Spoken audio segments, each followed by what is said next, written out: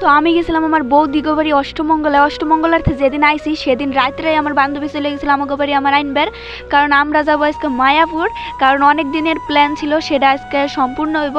আর আমাকে বাঙালি মধ্যে যেদিন অষ্টমঙ্গলা করে বাড়ি আসে সেদিন কিন্তু বাড়ি পিঠা মিঠা বানায়, তো আমাকে ওই পিঠা বানাইছিল সেগুলোই খাইয়ে ঠেয়ে আমরা বাড়াইছিলাম রাইতেবেলা, যেহেতু মেয়েরা যাবো তার জন্য আজকে আমার মা আর আমার বান্ধবীর মাথায় হচ্ছে হলুদ লাগাই দিছিল। সকাল 6টার সময় ছিল আমাকে নবদ্বীপ ধাম এক্সপ্রেস ট্রেন, তার জন্য আজকে তাড়াতাড়ি মালদা স্টেশনে চলে আসলাম।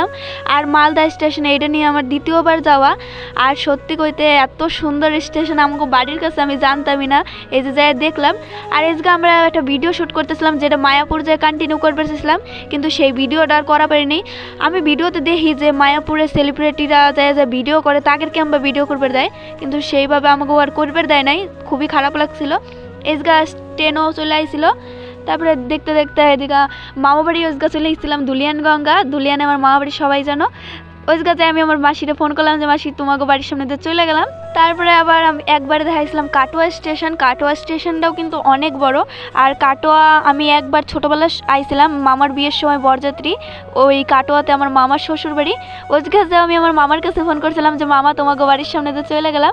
আর তোমরা যদি এদিক থেকেও আমার ভিডিও দেখে তো অবশ্যই একটা কমেন্ট করে যাইও। আর ট্রেনে চড়তে কিন্তু আমার ভালো উঠে চারিদিকের ভিউ দেখতে দেখতে চলে গেছিলাম মায়াপুর।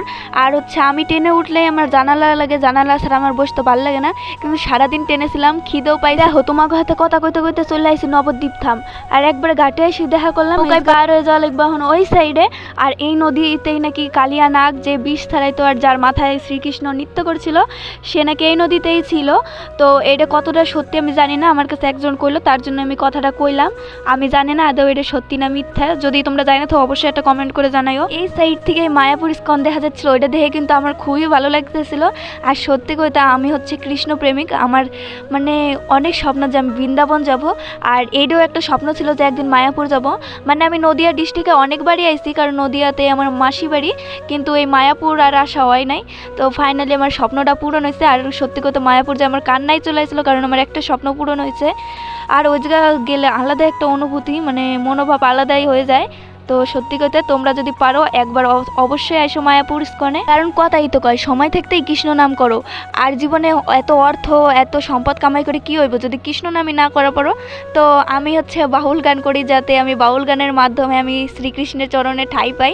জানি জীবনে অনেক পাপ করছি, তবুও সত্যি কথা ছোটবেলার থেকে কোনো গান বাজনা বা কোনো মন্দিরে যাইতে আমার খুবই ভালো লাগে। দেখো একই নদীর দুই রূপ, এই সাইডে মানে নর্মাল জল আর ওই সাইডে কালো জল, মানে ওই কালো জলের ওই সাইডেই নাকি কালিয়া নাগ থাকতো। আর এই জায়গা ঘাটে নাইমা হেরে প্রথমে আমি মায়াপুরের মাটিতে প্রণাম করে নিলাম, কারণ একটা ধামের মাটিতে পা রাখলাম তার জন্য। তারপরে এই জায়গা রুম ঠুম ঠিক করে চলে আসি আমরা সবাই খাইবার, কারণ সকাল থেকে আমরা তেমন কিছুই খাইনি, সবার পেটেই সুসা দৌড়াইতেছিল, তার জন্য আমরা চলে আসলাম এই জায়গা বিরিয়ানি খাইবার। তারপরে এই জায়গা সবাই মিলে একটু রেস্টও নিয়ে নিতেছিলাম। তারপরে সন্ধ্যার দিক চলে গেছিলাম আবার একটু কেনাকাটা করবার, কারণ মায়াপুরে এসে আর গোপী ড্রেস কেনবো না, মানে সেটা ওইবারই পারে না। তাই এই জায়গা দেখো আমি একদম সাধু সাইজে নিছি, মানে আমি কাঠের মালা পরতে খুবই ভালোবাসি, কিন্তু কাঠের মালা গলার থেকে ছিঁড়ে গেছে, বাড়ির থার কিনিনি, জানি যে মায়াপুর যাবো ওই জায়গার থেকে একবারে কিনে নেবো। আর দেখো এই জায়গা চলে আসলাম মানে গোপী ড্রেসটা একটু সেলাই করবে, কারণ ঢিল হয়ে গেছিলো। ভিডিওটা কেমন লাগলো অবশ্যই জানাইও।